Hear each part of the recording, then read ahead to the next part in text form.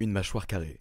C'est le truc qui revient le plus souvent quand on parle maintenant de l'esthétisme d'un visage, plus particulièrement masculin. Et à juste titre parce que c'est l'une des composantes essentielles qui contribue à l'harmonie d'un visage. C'est quelque chose de très convoité par la plupart des mecs, et pour enfin atteindre cet idéal masculin, il y a pas mal de techniques qui existent et qui ont été testées par pas mal de gens. J'ai déjà fait une vidéo sur la jawline sur 3 tips à appliquer en été pour revenir à la rentrée avec une jawline.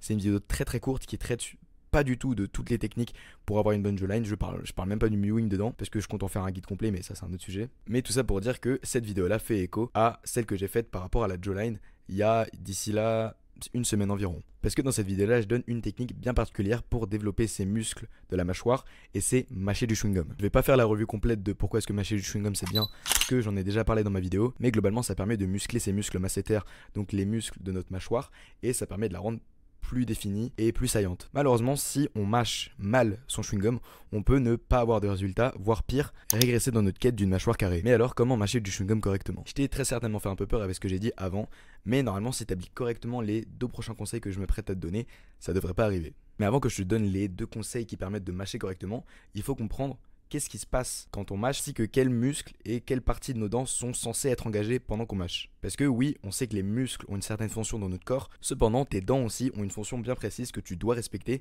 si tu veux pas niquer la structure de tes dents. Et donc il y a 2 facteurs principaux sur lesquels on va devoir se concentrer pour voir l'action de mastication, et c'est les muscles et les dents. Pour les muscles, on sait déjà que c'est le muscle masséter qui est engagé. C'est littéralement ce muscle-là qui te permet de mâcher, et c'est ça, ouais, juste qui produit l'action mécanique de mastiquer. Donc ça, t'es au courant. Par contre, pour les dents, j'ai l'impression que beaucoup de gens font l'impasse dessus et mâchent en fait avec un peu les dents qu'ils veulent. Alors que pas du tout. Comme je te l'ai dit précédemment, les dents, elles aussi, ont une fonction bien précise dans ta bouche. Et les utiliser pour faire autre chose que leur fonction naturelle, ça peut mener à des choses un peu bizarres. Au même titre que utiliser un muscle ou une articulation de façon pas naturelle peut mener à une blessure, ne pas utiliser ses dents de la façon dont elles sont censées être utilisées peut mener à un décalage des dents et à globalement une déstructuration totale en fait de ta structure dentaire. Mais alors, quel est le rôle de tes dents dans ta bouche? Globalement, elles ont 2 rôles: couper et mâcher. Et je sais pas si tu aurais remarqué, mais tes dents de devant, elles sont beaucoup plus fines entre guillemets que tes dents de derrière. Simplement parce qu'en fait, elles sont faites pour couper. Elles sont pas faites pour mâcher. C'est pour ça d'ailleurs que quand tu manges de la nourriture, tu croques pas avec tes dents de derrière. Parce qu'en fait, c'est tes dents de devant qui sont faites pour ça. C'est d'ailleurs pour ça qu'elles sont plus fines, parce qu'elles sont censées couper la nourriture comme un ciseau un peu, si tu veux. Et c'est pour ça d'ailleurs que tes dents de derrière sont beaucoup plus plates et épaisses, parce qu'elles sont censées mâcher la nourriture.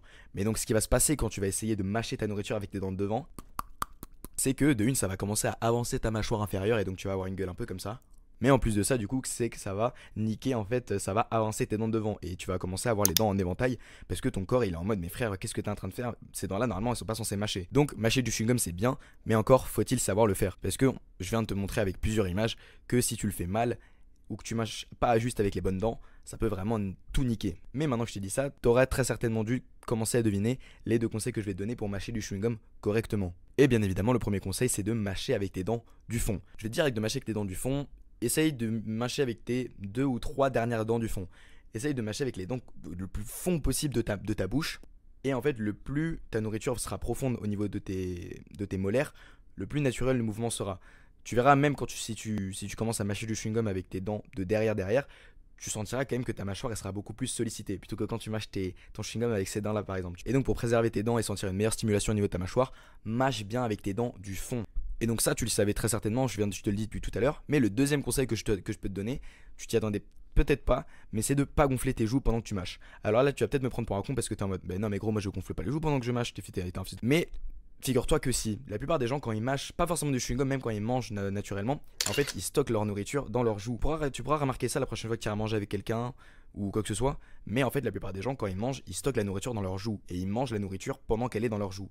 Tu fais très certainement ça peut-être pendant que tu mâches ton chewing-gum, genre tu mets du chewing-gum dans ta joue et tu le mâches, mais ça c'est pas du tout bon. Pourquoi? Parce que ça va faire que tu vas engager des muscles faciaux au niveau de tes joues que tu veux pas engager, parce que ça va rendre ton visage un peu plus chubby. Et donc essaye de garder un maximum le chewing-gum dans ta zone dentaire, c'est-à-dire tu vois là où il y a ta langue et tes dents en fait, tu vois, et pas que ça déborde sur le côté, parce que sinon tu vas commencer à engager des muscles au niveau de tes joues, ça va vraiment rendre ton visage bizarre. Et même si tu gardes ton chewing-gum au niveau beaucoup plus dentaire qu'au niveau de tes joues, le mouvement de mastication sera beaucoup plus naturel, tu verras, parce que tu n'auras pas à mâcher comme ça, tu pourras juste mâcher en gardant un visage normal comme ça, tu vois. donc deuxième conseil, garde bien le chewing-gum dans ta région dentaire. Essaye pas de le faire dériver à gauche à droite, frère. Et pour finir, je te donne juste une alternative au chewing-gum si jamais tu kiffes pas trop ça ou si juste tu veux changer, c'est la canne à sucre. Alors la canne à sucre, je pense que beaucoup de gens connaissent. Moi, c'est mon daron qui m'a fait découvrir, entre guillemets, bon, c'est mon daron, tu vois, donc il m'a fait découvrir plein de trucs, mais bref, c'est lui qui m'a fait un peu découvrir la canne à sucre quand j'étais petit peu et tout. Et en fait, c'est juste parce que lui, il avait une mâchoire carrée de baiser quand il était petit peu, tu vois. Et enfin, quand il était plus jeune et tout. Et je comprenais pas pourquoi. Et en fait, c'est parce qu'il me disait que quand il était au Laos à l'ancienne, il faisait que de bouffer de la canne à sucre. Et en fait, la canne à sucre, c'est une sorte de chewing-gum naturel parce que c'est dur à mâcher, c'est sucré, mais tout ça naturellement. Et donc, si jamais tu as envie de changer de moyen, entre guillemets, de muscler ta mâchoire et que t'en as un peu marre des chewing-gums, essaye la canne à sucre, c'est un délire aussi, genre c'est bien dur à mâcher. Essaye, tu peux en trouver dans des magasins chinois en conserve, pas très cher, donc t'as pas d'excuses. Et je pense que même en alternative pour le chewing-gum, ça peut être vraiment pas mal si jamais t'as la flemme d'en acheter, ou même si juste tu veux manger un truc qui a l'air plus de nourriture que juste un chewing-gum.